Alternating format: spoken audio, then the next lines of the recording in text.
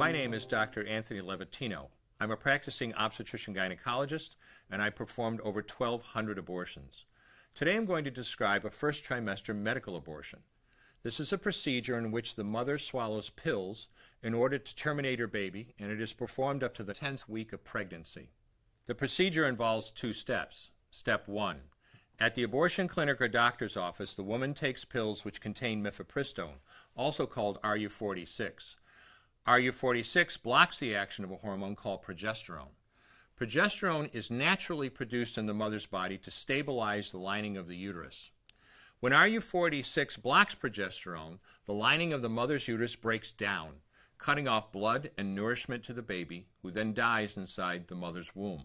It is important to note that even after it has been taken, it is possible to reverse the effects of RU46 and save the baby if progesterone is administered. The sooner, the better. Step 2. 24 to 48 hours after taking RU46, the woman takes misoprostol, also called Cytotec, that is administered either orally or vaginally.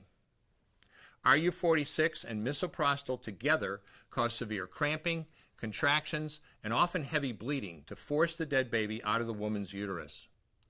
The process can be very intense and painful, and the bleeding and contractions can last from a few hours to several days.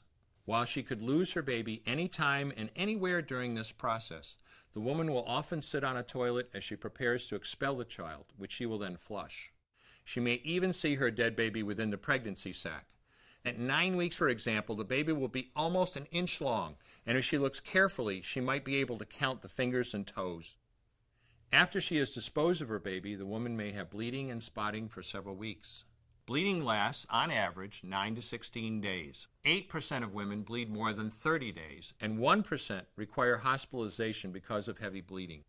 The failure rate increases as the pregnancy progresses. If failure occurs, she will usually be offered a surgical abortion.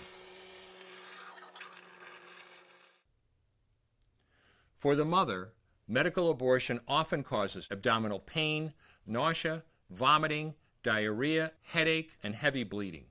Maternal deaths have occurred, most frequently due to infection and undiagnosed ectopic pregnancy. As I mentioned at the beginning, I'm Dr. Anthony Levatino, and in the early part of my career as an OBGYN, I performed over 1,200 abortions. One day, after completing one of those abortions, I looked at the remains of a preborn child whose life I had ended, and all I could see was someone's son or daughter. I came to realize that killing a baby at any stage of pregnancy for any reason is wrong. I want you to know today, no matter where you're at or what you've done, you can change. Make a decision today to protect the preborn. Thank you for your time. I will no longer do any more abortions. When you finally figure out that killing a baby that big for money is wrong, that it doesn't take you too long to figure out it doesn't matter if the baby is this big or this big or this big or maybe even this big, it's all the same. And I haven't done any since then, and I never will.